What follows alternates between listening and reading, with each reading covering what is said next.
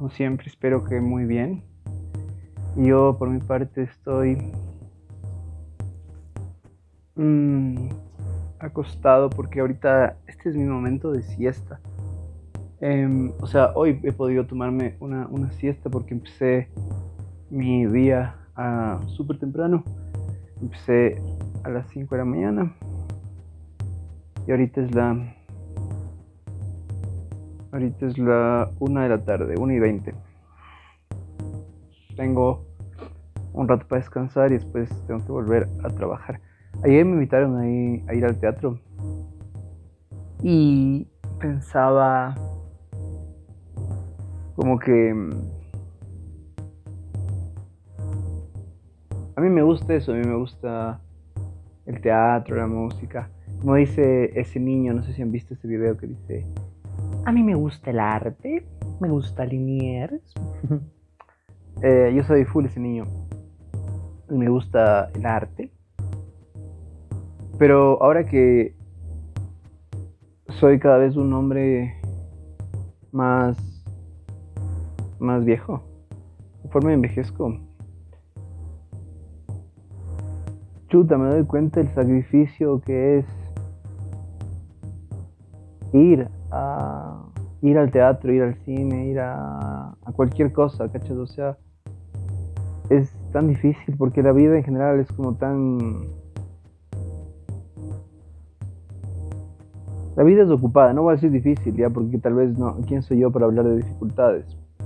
Cuando hay un millón de personas que tienen un millón de problemas más graves que los míos, pero sí sé que, aunque tal vez no tengo los problemas más graves, igual sé que estoy ocupado, sé que todo el día tengo siempre que hacer cosas, o porque tengo que hacerlas para no morirme, o porque me las propongo, porque son parte de algún sueño que le compré a alguien, alguna narrativa, alguna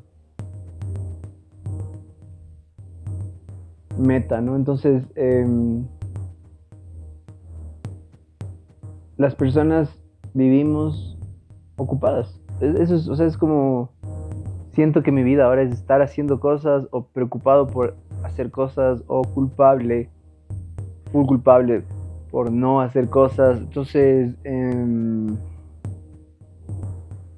los días se van, se llenan de ocupaciones, se llenan de problemas, de reuniones, de gente, de cuestiones, de problemas, o sea, de problemas como no sé, tienes un parqueadero y de repente te quieren quitar el parqueadero, entonces tienes que ir y hablar con la administración del edificio y hablar con el dueño de casa y te dice, no, es que el parqueadero es de extra, o sea, me explico, ese tipo de cosas pasan, literalmente pasan tanto y siempre, a menos a mí, yo siento que me pasan siempre cuando creo que arreglé un problema, como que siento, como que no sé, tengo un problema, estoy cargando una deuda, ya como tengo una deuda, tuve una deuda durante algún tiempo, le estuve cargando, estuve así como preocupado por eso y era el problema principal. Entonces yo sentía como, ya, pero cuando pague eso, mis días, mi vida va a ser lo máximo. Y la verdad es que sí mejoró un montón, porque obvio que es mejor estar sin deudas que con deudas, pero inmediatamente, te juro que es como que pagué la deuda y a los 2 días me llamaba el abogado de alguien, así como, hola, ¿qué tal? Te vamos a demandar por tal cosa. Chucha, o sea, 2 días no tuve para...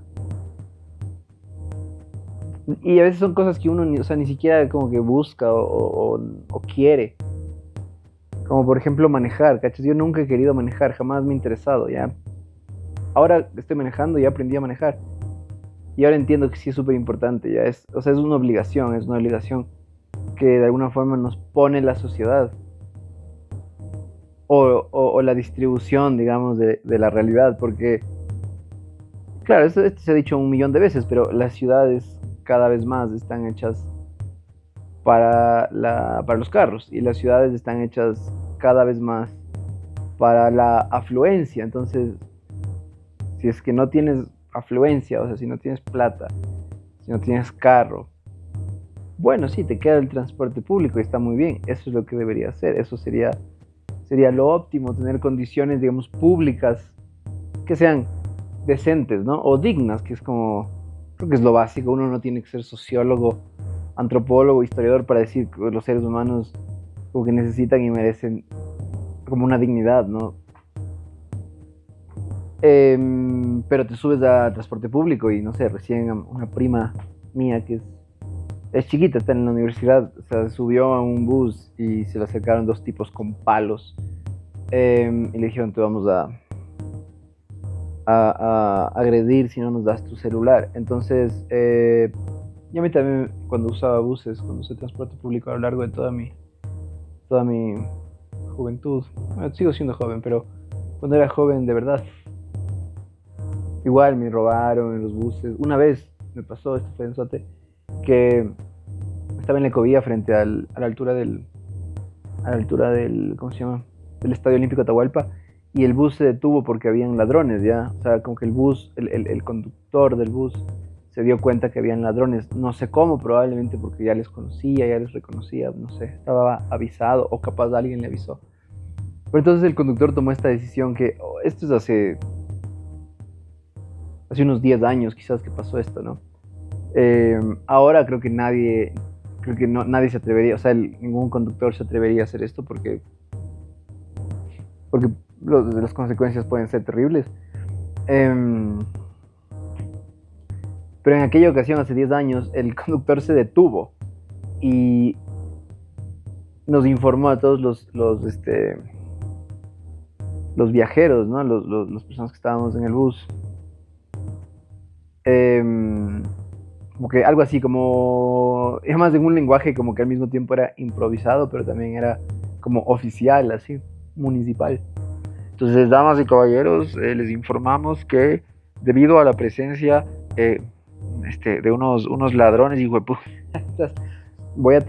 tuvimos que detener las operaciones de esta unidad hasta que lleguen agentes del orden. O sea, se tuvo en la mitad de la 6 de diciembre a la altura frente a la Embajada de México, a lo que era la Embajada de México, y esperando que venga la policía, ¿cachas? Y entonces o sea, yo y creo que todos nos dimos cuenta quiénes eran los ladrones, ¿ya? Pero, o sea, obviamente, yo siendo la persona sensible y progresista que soy, pues no, o sea, a mí hice loco, dije, ¿quién será? ¿Serán estos señores que están caminando de un lado al otro, estresados y como golpeando las paredes? O sea, al principio no era tan denso ya, pero conforme empezó a pasar el tiempo, porque empezó a pasar el tiempo full, o sea, empezó a pasar como 10 minutos, 15 minutos, yo creo que estuvimos ahí como media hora quizás. Y yo asumo que no estaba yendo a nada muy importante, por eso no me desesperé, pero la gente estaba desesperada, o sea, no solo los ladrones, sino la gente, y estábamos asustados también. Y como te digo, al principio habían como estos dos chicos que se movían de un lado al otro, como que estaban intentando, no sé, estaban viendo las ventanas, y sí se les veía sketches, ¿ya? Pero después pasaron de estar como ansiosos a estar cabreados, entonces empezaron a golpear las ventanas y ya la gente se dio cuenta, entonces se abrían y entonces nos dimos cuenta que no eran dos, sino que en realidad era toda una pequeña operación, como de unas 4 o 5 personas, entre ellos una mujer también. Entonces, claro, de repente nos dimos cuenta, chuta, esto puede ser grave, ¿sabes? Es lo que digo, hoy por hoy. Dudo mucho que un conductor hiciera eso, o sea, porque me acuerdo que en la parte más álgida, cuando ya la gente estaba de verdad asustada, o sea, o sea, al final, como casi toda la gente en este bus estaba golpeando, como ya ábrela, un poco como diciendo, ya cabrón, déjales ir a estos manes, ya perdimos la batalla contra la delincuencia, mañana será otro día, y ya, o sea, la gente ya chucha, más media hora, imagínate, o sea, asumo que las personas no pueden pues detenerse media hora de su vida porque sí. Entonces, bueno, finalmente el tipo abrió, pero eso decía al final, casi en los últimos minutos, ya obviamente eran estos delincuentes, estos ladrones, se acercaban a la cabina de él, o sea, no, como que no le fueron a increpar directamente, pero se acercaban cada vez más, ¿cachai? Entonces iban y volvían de un lado al otro, y se acercaron, y yo estaba como más cerca del chofer, en sus piernas, y claro, al final uno de los tipos golpeó como en esos vidrios, como que te separan, digamos, del conductor, pero no es no son unos vidrios antibalas ni nada por el estilo, son como muy, muy simples, ¿no? Y ya, pues, y finalmente desistió. Todo esto para decir que esas cosas como no deberían pasar nunca, jamás, porque el transporte público es de la ciudadanía, y la ciudadanía merece dignidad. Pero el otro día pensaba que es como que el mundo tiene reglas, como que el mundo contemporáneo tiene reglas, ¿ya? O sea, pero el chiste es que nadie te dice cuáles son las reglas. Entonces tú tienes que descubrirlas. Es como un juego, es como el peor juego de mesa de la historia. Es porque tienes que jugarlo, pero nadie te explica cómo se juega y solo de repente estás en la cárcel. Así es como el peor monopolio de la historia. Eh, y claro, y una de las reglas no dichas de la sociedad contemporánea es que, como que si eres pobre, y mientras más pobre eres, más cosas terribles pueden pasarte sin que sea tan grave.